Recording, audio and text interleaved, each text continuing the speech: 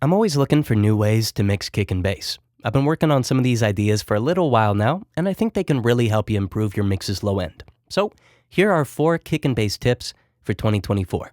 Now, if you're new to Sage Audio, we've been providing industry-leading audio engineering services and education for over 2 decades now, and we're here to help you make your mixes sound like professional songs.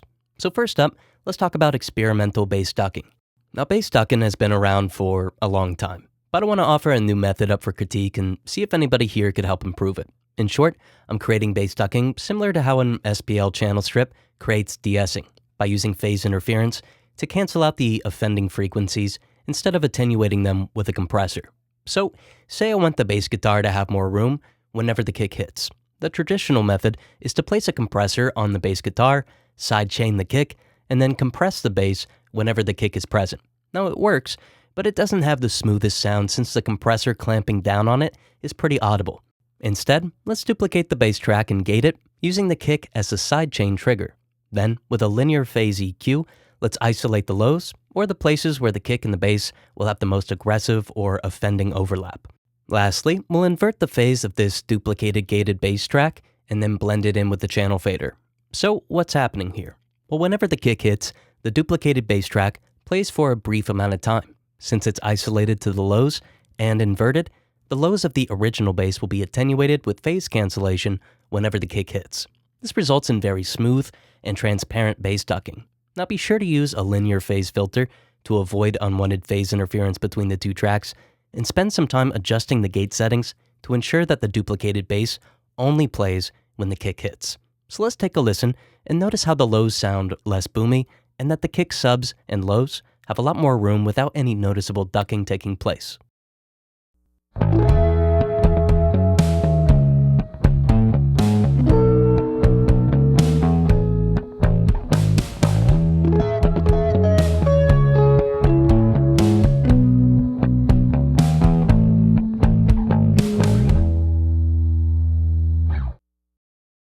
Next up, I want to suggest that you don't compress, just wave shape.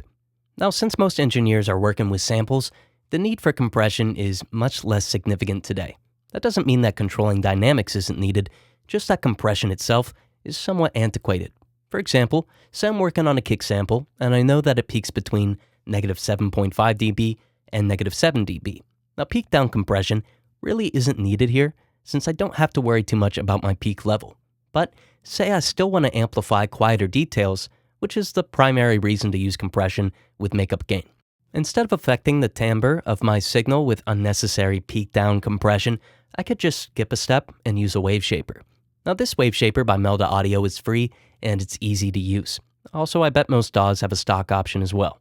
By double-clicking, I can create a variable in the low amplitude range and drag it upward to amplify quieter parts of the signal. Meanwhile, I can ensure that louder parts of the signal retain a 1-to-1 or linear relationship, meaning the peaks won't be affected.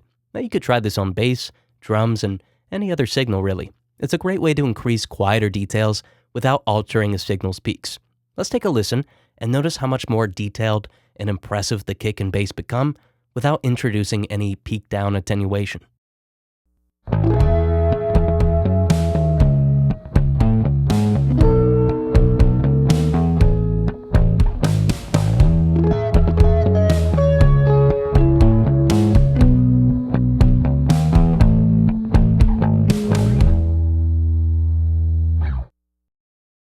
Before we move on, I've tried countless options to improve my mixes over the years, and they've always fell short. So that's why we created the Sage Audio membership.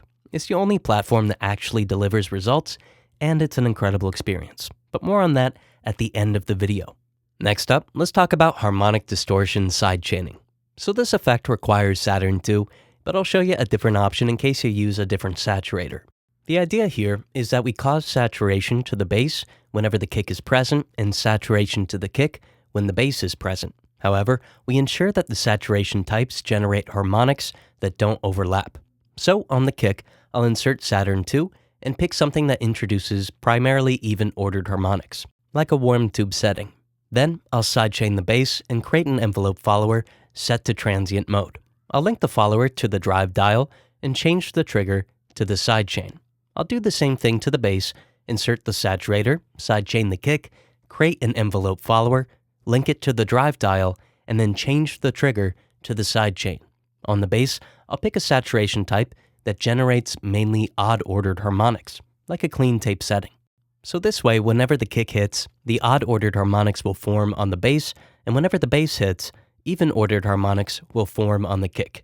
This way, whenever both are present at the same time, I'm causing amplification to both with these added harmonics, but at different frequencies, due to the distinct harmonic formations of the saturation types. Now, if you don't have Saturn II, you could use the same idea, but without sidechaining. That is, find two saturation types in which the harmonics don't overlap or overlap as little as possible. Then, use one type for the bass and one type for the kick to help separate the two. Let's take a listen.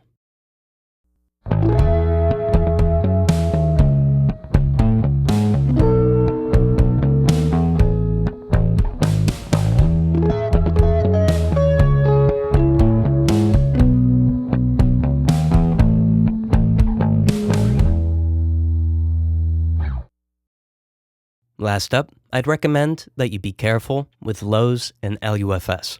So if you're using an LUFS meter, the low range might be giving you an unrealistic impression of your track's loudness. The way many LUFS meters are weighted, or how they value certain frequencies, doesn't align with how we perceive loudness. For example, we're most sensitive to 2 to 5 kHz. So if I amplify that range on a mix, it'll sound louder. However, even though we're not very sensitive to low frequencies, especially not sub-frequencies, amplifying these will have a greater impact on an LUFS meter than a boost to 3 kHz. So if you're trying to get your mix or your master to a particular LUFS, amplifying the kick and the bass will definitely cause a higher LUFS, but it's not going to translate to a louder track. This is especially problematic when we consider that streaming services will use LUFS when they're normalizing. So if your bass-heavy track is normalized to -14 LUFS, it'll sound quieter post-normalization than a high-mid-heavy track normalized to the same level. Now, as I mentioned earlier, I've tried countless options to improve my mixes over the years, and they always fall short. So that's why we created the Sage Audio membership. It's the only platform that actually delivers results, and it's an incredible experience. The membership includes unlimited mixing feedback, direct one-on-one mentorship, in-depth mixing and mastering courses, 50 free mastered songs per year, and a lot more. Every day, I see huge wins in the membership from producers and engineers who notice a massive improvement in their mixes after joining. Use the link in the description to see if the Sage Audio membership is the right fit for you.